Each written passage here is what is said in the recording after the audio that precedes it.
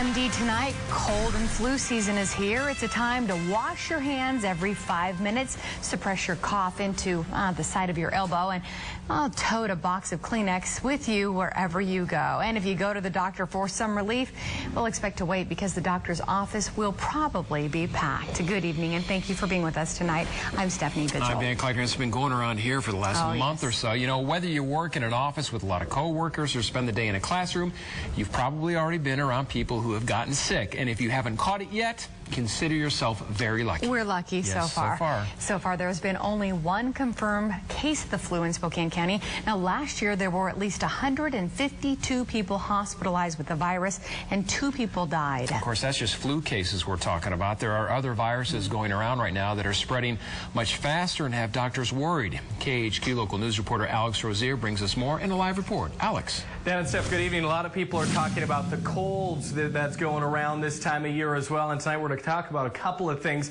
that you can do. Some of them seeming fairly obvious, just washing your hands more, as it really is so easy to catch some germs every single day.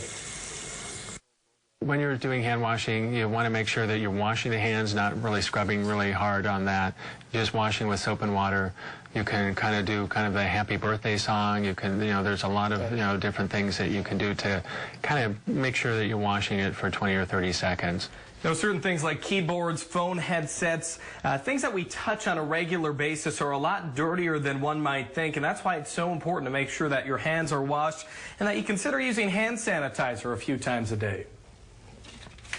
All of these things are spread through contact, with our hands to a contaminated surface, and then usually we're touching food or something that we ingest and giving ourselves an infection that way.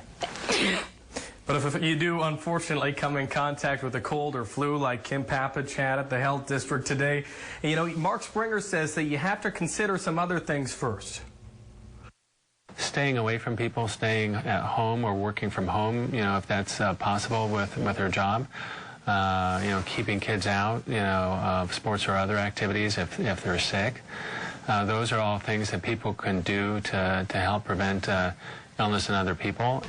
And one of the other things that Mark Springer told me today was actually using paper towels to hold the door on the way out of the bathroom. And Clark, one of the things that I like to do here, buddy, is actually put this little stepping stool in here. It's a little easier for me to wash the sink, reach the sink there. We'll send it back to you guys. Never be too safe.